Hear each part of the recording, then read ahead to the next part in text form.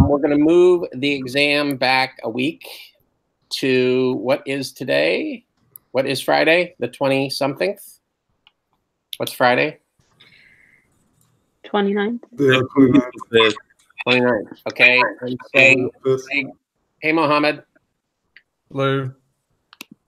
So the exam is going to be on the 5th, not this Friday.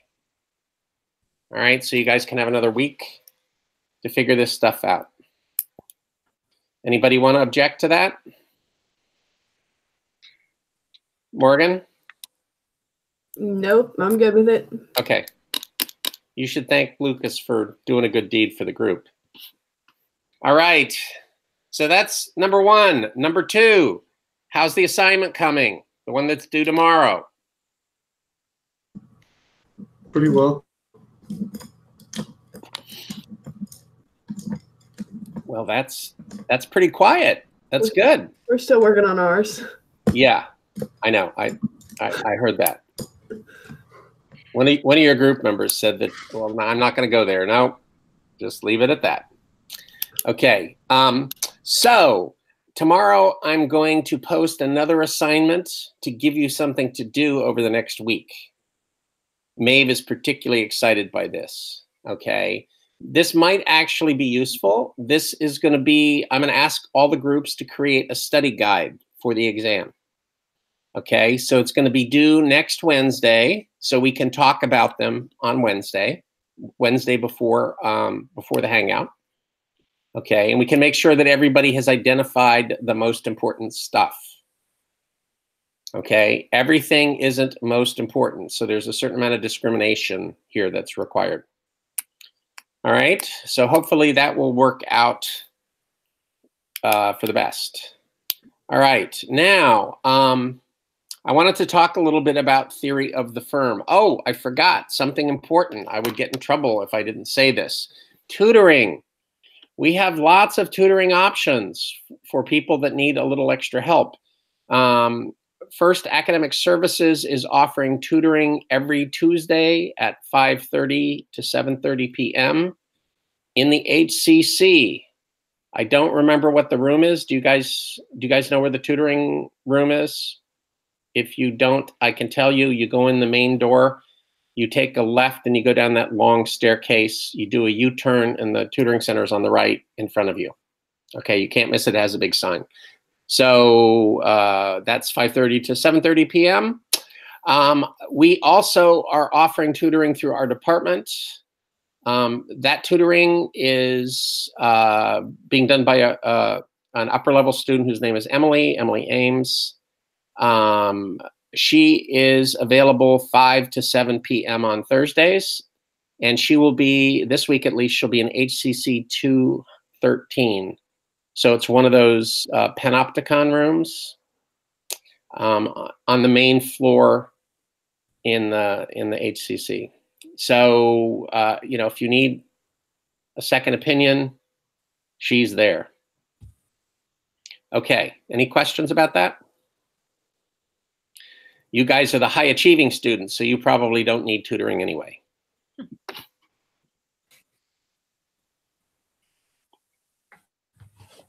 All right. All right. So let me talk a little bit about the theory of the firm. Theory of the firm. Well, what we have said so far is firms have to make a series of important decisions, like what products to produce, how much output to produce, what price to charge, how much labor to use, how much capital to use, and things like that. Okay, every firm has to make decisions about those questions. The answers to those questions depend on three sets of important factors. Number one is, what's the firm's objective? We're going to assume that the firm's objective is to maximize profits. Okay, in the real world, firms may have a variety of objectives, some in the short term, some in the long term. But for everything that we do, you can assume that the firm wants to maximize profits. Okay, the second factor that affects the firm's decisions is what are the cost conditions facing the firm? Okay, in other words, what does it cost to produce their product, right? Now, we've just spent some time looking at production and costs. So all of that stuff that you learned is going to come in handy here, and I'll show you how shortly. The third important thing that motivates firm behavior is called market structure. Market structure is a sort of multi-dimensional concept. It's hard to define succinctly, but it has to do with the following questions. How many firms are there in the industry? Okay. How much competition is there? In general, the more firms, the more competition you get. Okay. But it may be that you only have a small number of firms, but they decide to not compete. And so, it's an interesting situation, right? Every industry can be different in terms of the amount of competition that it does, and that can change over time. For example, during the 90s and the 2000s, the airline industry was very, very competitive to the point that none of them were making money. Okay, and the result of that was a couple of mergers, and some airlines actually went out of business because they were competing so intensely that they weren't able to cover their costs. Their prices were so low. It was a great time to be a consumer because travel was really inexpensive. Okay, another dimension to the market structure question: how difficult is it to enter the industry? Okay, Lucas, what's your major? Cybersecurity. Okay, close enough. Let's suppose that Lucas, in his spare time, has written a computer operating system, and Lucas decides he's going to go head-to-head with Microsoft. Okay, what's going to happen to Lucas? He's probably going to lose. He's going to lose, okay, because Microsoft is so much bigger that he simply won't be able to compete. If he charges less than the price of Windows, Microsoft can turn around and undercut his price, and they can outlast him a lot longer than he can survive, right? So Lucas faces a very uphill battle he will almost certainly lose. And the reason why is because in the computer operating system industry, there are huge barriers to entry. It's really, really hard to get in, okay? By contrast, Maeve, you may not know this about Maeve. Maeve is an avid gardener. Maeve is going to be growing tomatoes this summer, and she's going to set up a roadside stand to sell her tomatoes and to earn tuition, room, and board for next year. Okay, how hard will it be for Maeve to execute that plan? Is there some big tomato producer who's going to drive her out of business? Yes. Who? I don't know. Are there brand name tomatoes? Probably. I don't know of any. I don't know. You know, if Maeve has property, you know, Maeve's house is maybe on Route 3 or something. You know, she can just set up her little stand in her front yard. No one can stop her from doing that. Okay, so tomatoes, or in fact produce, is an industry where the barriers to entry are relatively low. So what that means is Maeve has a much better chance of being successful in her business than Lucas does going head-to-head against Bill Gates. I wouldn't wish that on anybody. Okay, another dimension is the homogeneity of the product. Okay, there are some industries where every firm's product is identical, and there are other industries where every firm's product is a little bit different. Okay, everything else held constant, there's more competition in industries where the products are homogeneous. That is, where every firm has the same product. What is the difference between a gallon of Exxon gas and a gallon of Wawa gas? What's the difference?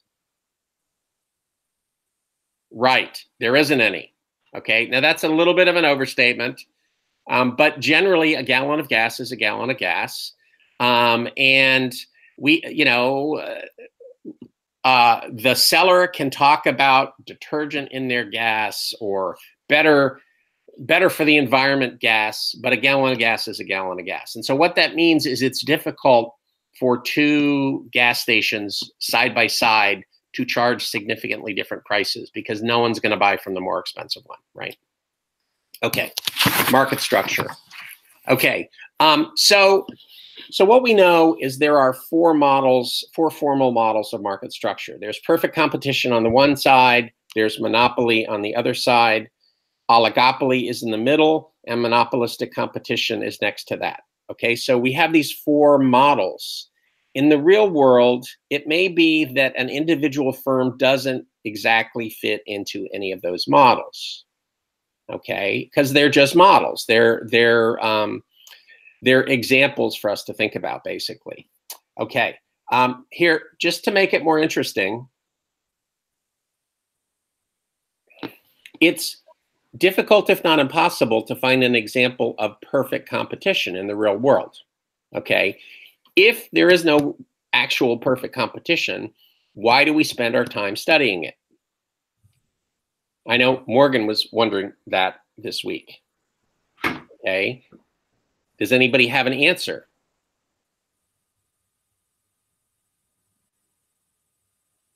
Okay, the answer is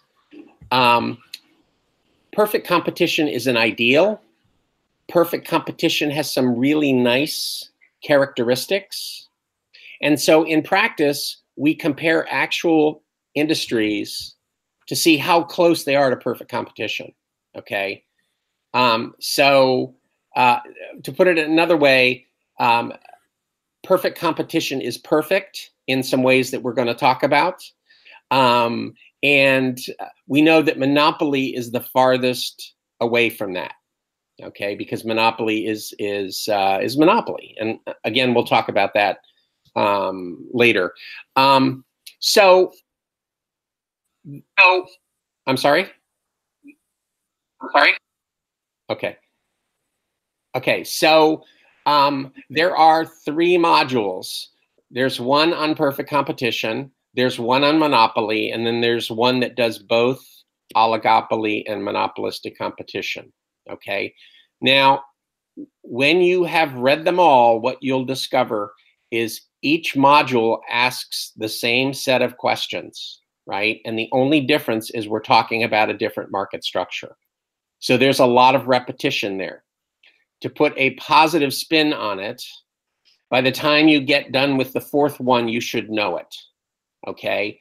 But for some of you, it will seem kind of redundant. So my approach to this stuff is a little bit different. My approach is to tell the story of a typical firm, okay? Here's what typical firms act like. And then at various times, I'll mention how specific market structures differ from this typical firm. The reason why I tell it this way is because we only have to say it once and you don't feel like you're hearing the same thing over and over again, okay?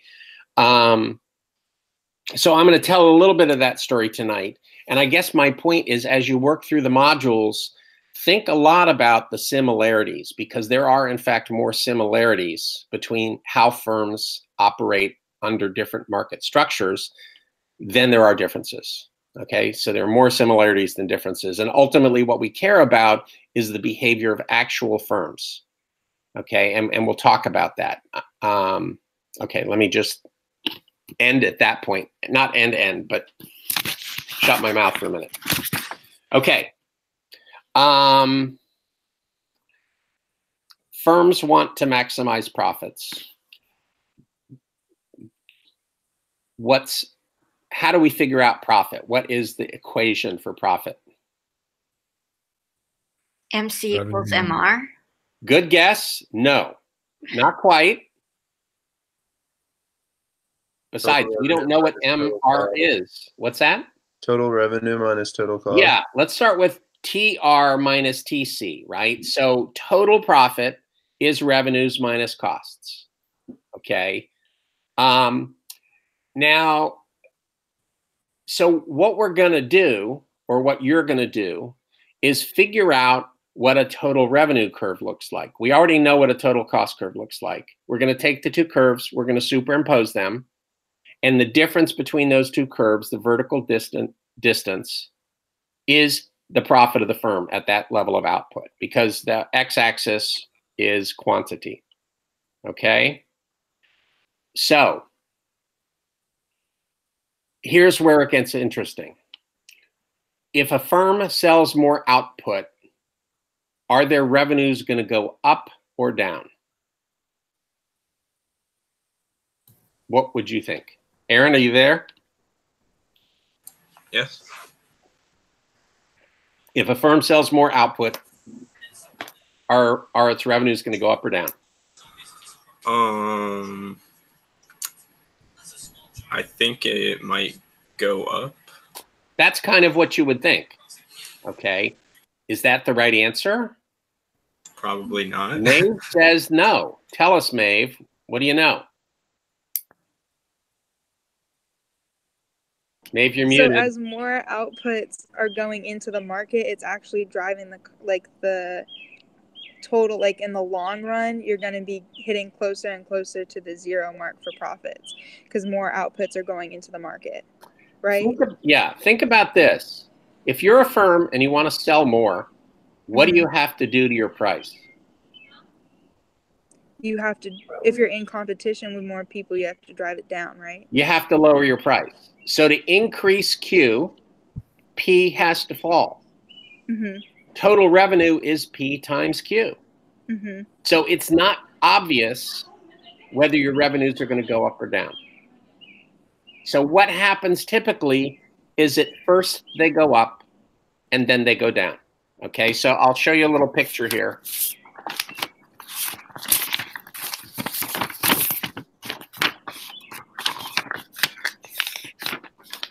This is what a total revenue curve looks like. Okay. Where do you want to be on the total revenue curve? Top. You'd think that, but you would be wrong. And the reason why is, what's our objective? Profit. Maximize profit, right? Revenues and profits, while they are related, are not the same thing.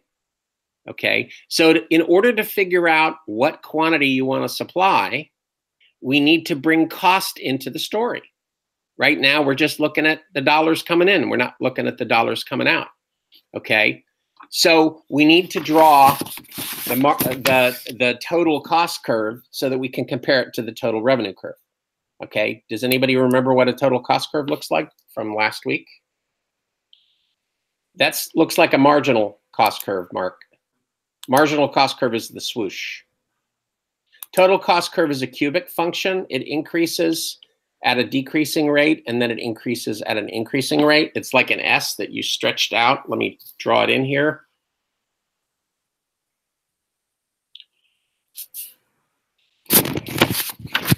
Let me draw it right. Okay.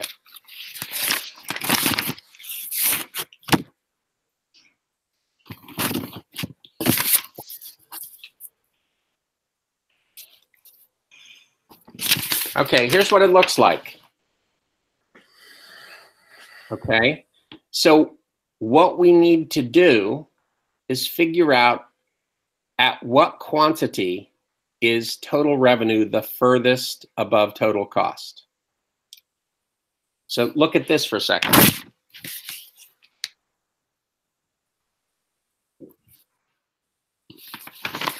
How much profit are we making at Q equals at Q1? Zero. Zero, because revenue and costs are exactly equal, right? So you're not making any money there. You're not making any money here at the other intersection. What's happening over in this part at really low levels of output? Losing money. You're losing money because your costs are above your revenues. And at really high levels of output up here, past Q1, you're losing more and more and more and more. So that is not where you want to be. Okay, so whatever the answer is, it's going to be in this middle section here. Okay, so what you can do is you can eyeball it.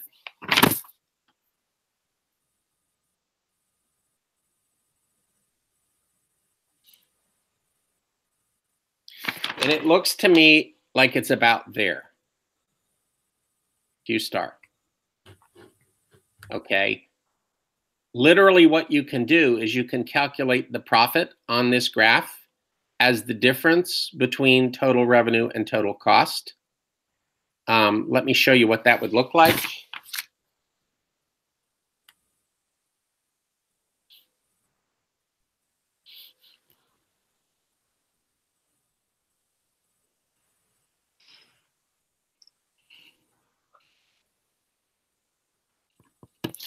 It's going to look something like this, right? So you're losing money at really low levels of output. You're losing more money at high levels of output.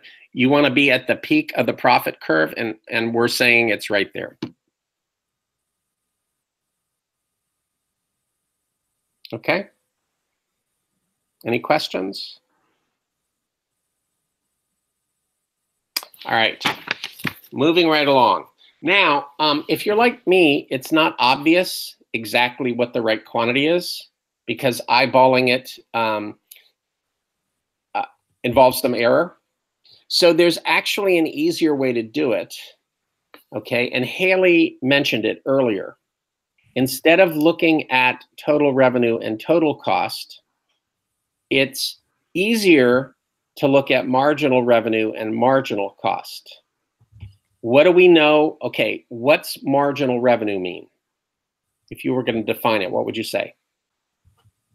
The additional revenue of producing one more product. Producing and selling, yes.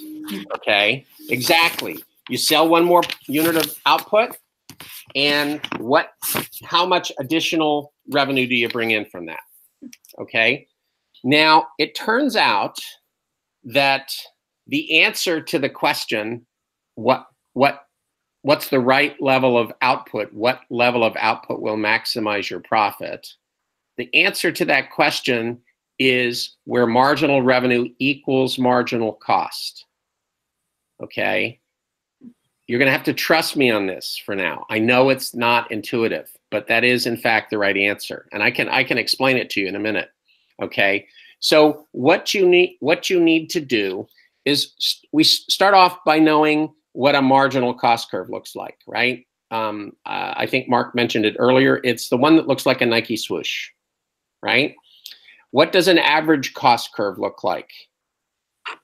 Isn't it a big U? It's a smiley face. Yeah, it's a U. All right. And what we also know is that marginal costs intersects average cost at the minimum point of average cost, right? So if you had to draw the curves, it's not hard. First, you draw the U for the average cost, like that. Then you draw the swoosh through the minimum point of the average cost curve, and that's marginal cost, and it looks kind of like that. Okay, you ought to be able to do that really quickly because they always look the same. All right. Now, to figure out marginal revenue, we start with the demand curve, because if you think about it, marginal revenue comes from total revenue, right, Haley? Right. It's the change in total revenue as we sell one more unit, right? Total revenue is price times quantity, right? The demand curve, every point on the demand curve is a combination of price and quantity demanded. So if you pick a point on the demand curve and you multiply the P times the Q, you get total revenue. Okay, and then if you do it from one point to the next and compare them, you'll get marginal revenue. Here's what the graph looks like. Okay. So there's a couple things to notice here. One is the demand curve is downward sloping. That's not a surprise. Okay, if you've looked at the module on perfect competition, you've learned that the demand for a perfectly competitive firm is a horizontal line at the market price. That is only true when we're talking about perfectly competitive firms, which again, don't really exist in the real world. In the real world, firms have downward sloping demand curves, like you've been taught, okay? And they have the cost curves that look the way they do in the graph here. Now, here's another trick. Because of the math, the marginal revenue curve is always under the demand curve, okay? And here's the trick. MR and D always start at the same vertical intercept. MR intersects the x-axis exactly halfway between the origin and where the demand curve intersects the x-axis. Okay, you can take that to the bank. So what that means is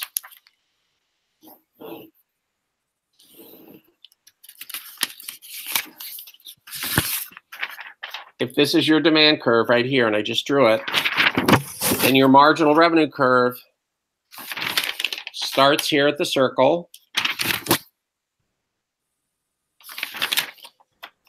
intersects halfway between the origin and this intersection point.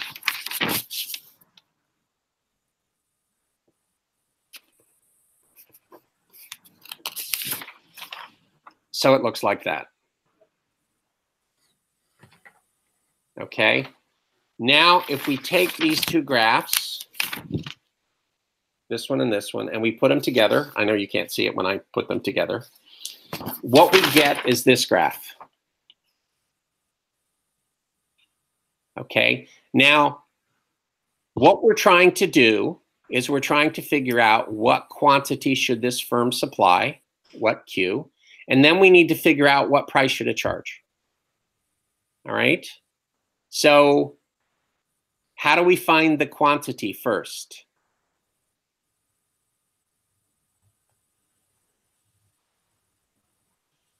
You go where MR and MC are intersect. Where they intersect, yes. Mhm.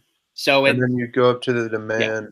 So this is the quantity right here where the marginal cost curve and the marginal revenue curve intersect. This is your quantity. So let me draw that in.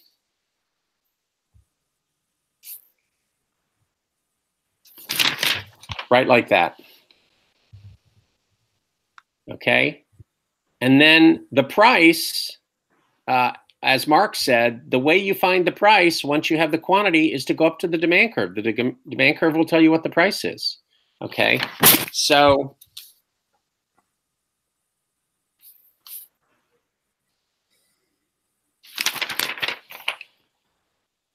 you start with the quantity, you go up until you hit the demand curve, and then you read the price off the left-hand side. Okay? Any questions?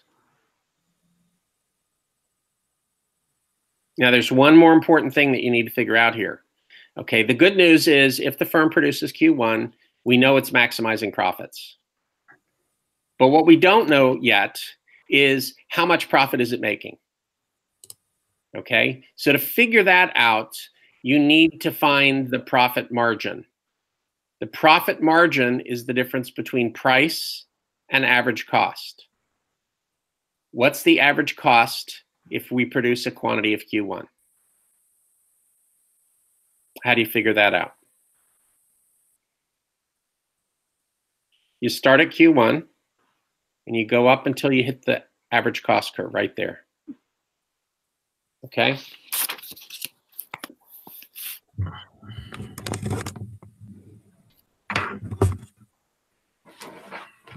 All right, so we'll call this AC1. right? You pick a quantity, you go up until you hit the average cost curve, and then you say, okay, that's the average cost, right? Now, are we making money or are we losing money? Losing. What's the price at this quantity? The price is P1. What's the average cost? Well, that's right here. Oh, so you're So making. the profit margin is the difference between price and average cost. And since price is above average cost, we're making a profit here. So the profit margin is also known as the average profit. It's the profit per unit. Okay, so we're doing pretty well here. This is how much profit we're making on each item that we sell. And then we're selling this many units. So the upper rectangle here is the total dollars in profit that this firm is earning. Okay, now there's another way to think about this. Let's start with total revenues. Total revenues is price times quantity. So it's the area of the whole rectangle here. Now let's subtract off the costs. Average cost is here times the quantity. So if we drew a rectangle here, the area of that rectangle is total cost. What's left over is the upper rectangle. That's total profit. So we're making money, which is good. Okay, any questions? Okay.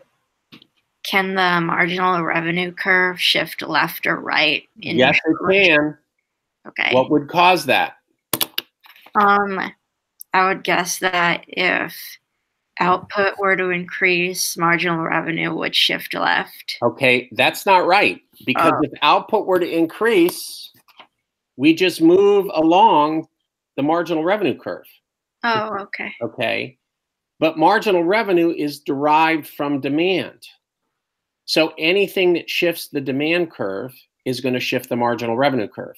So what you can expect to see is a problem that says, hey, suppose demand falls. How will the firm react to that?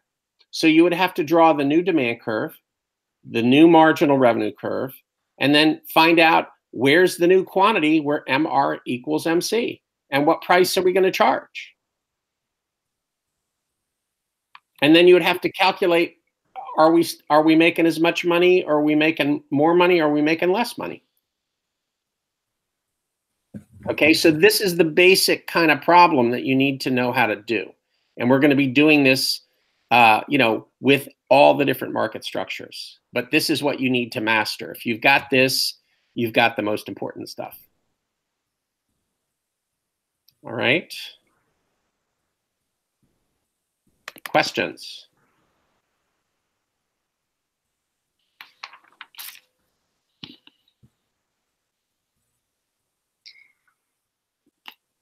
I have a question about the assignment in general. The one that's due tomorrow? Yes. Okay, sure. Is the group assignment and the individual assignment supposed to have the same content? Yes, it does. In this case, it does.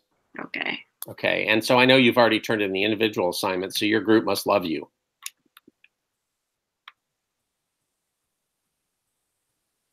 Okay, so all the same principles apply to that assignment as to what we did here.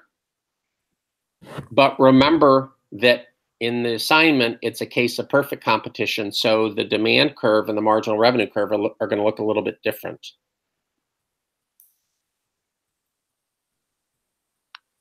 And then the other issue with the assignment is there's a short run equilibrium, but there's also a long run equilibrium. Okay, so you need to figure out what those look like too. All right, other questions?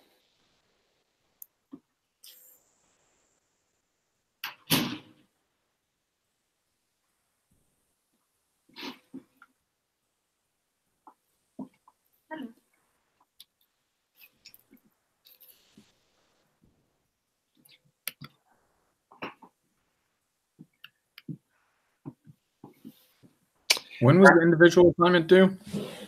What's that? When was the individual assignment It's due? not. Okay, it's Oh, one of okay. those optional assignments, and Haley just did it and turned it in, and Actually didn't start it. it's okay. And remember, last week in the Hangout, I mentioned that I was using the content from that assignment because it's actually a pretty good one.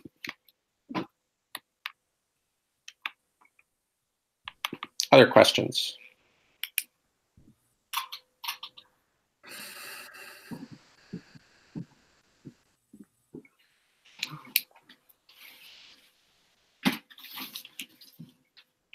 All right. Well, I will let you go then, and we'll talk again next week.